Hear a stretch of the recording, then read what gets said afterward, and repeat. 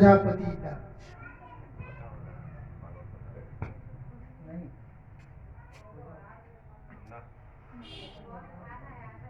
इसी तरह से 27 बार जब जब आवश्यकता हुआ वेद व्यास लोग का स्थान मिला, सिंहासन मिला।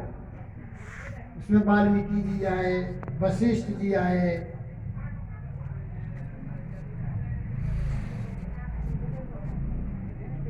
फिर अत्रि ऋषि का,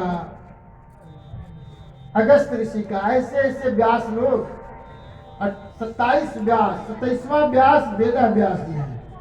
चूंकि हर युग में व्यास लोग हुआ है, तो सबसे पहले सतयुग होता है, तो सतयुग के सबसे प्रथम व्यास ब्रह्मा जी।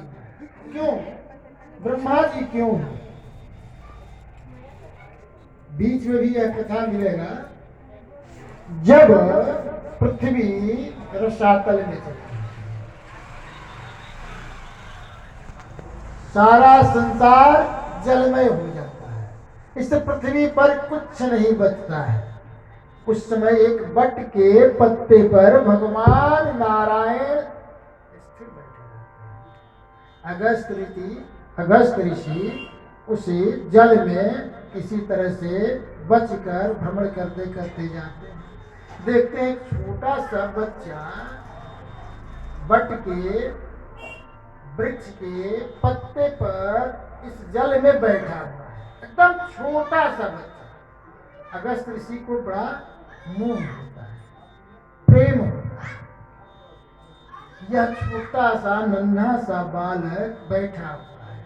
जैसे बैठे देखते हैं, चाहते हैं वहां जाएं, तब तक जैसे जाते हैं बालक का मुंह खुल जाता है और उसमें प्रवेश कर जाते हैं।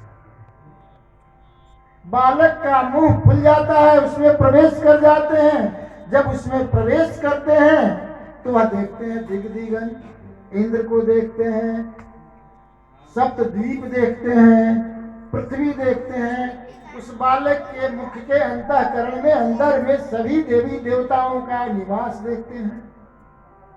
देखकर आश्चर्य करते हैं और कई हजार वर्ष उसी में भ्रमण करने लगते हैं। और भगवान जो है निश्चेष्ट हो जाते हैं।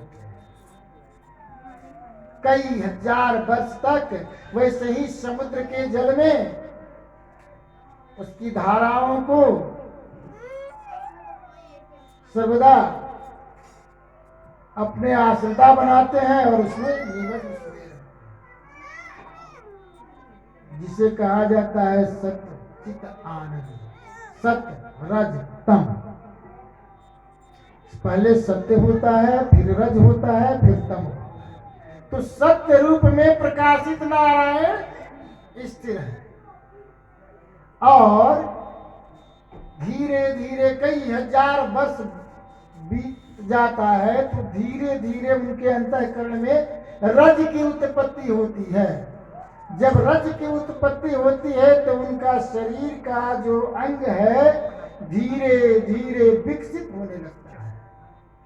जब विकसित होने लगता है तो उस रज में एक अंकुरित बीज होता है उनके नाभि में, और धीरे धीरे उस रज से उत्पत्ति होने लगता है। धीरे धीरे तो उनके अंदर चेतना जागृत हो जाती है। इनके अंदर, नारायण के अंदर कई हजार वर्ष बीतने के बाद धीरे धीरे धीरे धीरे सत्य में रज की उत्पत्ति होती है तो उनके अंतःकरण में चेतना जागृत होती है। फिर धीरे धीरे उसमें से अंकुरित होता है एक कमल के नाल, और उस नाल के ऊपर एक अंश रूपी आवाज आता है, शरणं गच्छामि शरणं गच्छामि। मुझे क्या करना है और मैं कौन हूं, मैं कौन हूं आप बतावें। आवाज आता है, तुम ब्रह्म हो, तुम घिरे हुए हो, तुम्हारा कार्य है अवलोकित करना, प्रकाशित करना। किसी भी कार्य का प्रकाशित करना तुम्हारा काम रहेगा। प्रकाशित माने क्या होता है? उत्पत्ति। तुम्हारा कार्य ही होगा उत्पत्ति करना। फिर दंड करते हैं, प्रणाम करते हैं, तम अंधकार छा जाता है। जाओ कहीं बैठकर तपस्या करो। तपस्या करने लगते हैं, बहुत दिन तक तपस्या करते हैं, तो तपस्या में फिर भगवान उनको आशीर्वाद देते हैं, उत्पत्ति करो। तो ब्रह्मा का कार्य क्या होता है? उत्पत्ति करना। जब उत्पत्ति करते हैं तो कारक करना, तो इनको प्रथम सृष्टि का व्यास बनाया गया। धीरे धीरे संचरण करते हैं, और जैसे जैसे मैं बल बताया, आगे कथा में मिलेगा कैसे उत्पत्ति हुआ, कैसे वंश वृद्धि हुआ।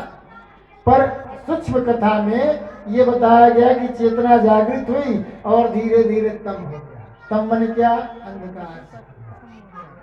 सत था, रज हुआ, उत्पत्ति हुआ। जब तम हुआ, अंधकार छा गया, तो फिर उनके बाएं क्षेत्र से एक बड़े अंधकार रूप, बड़ी प्रकाश अंधकार में, तम में अंधकार में एक प्रकाश,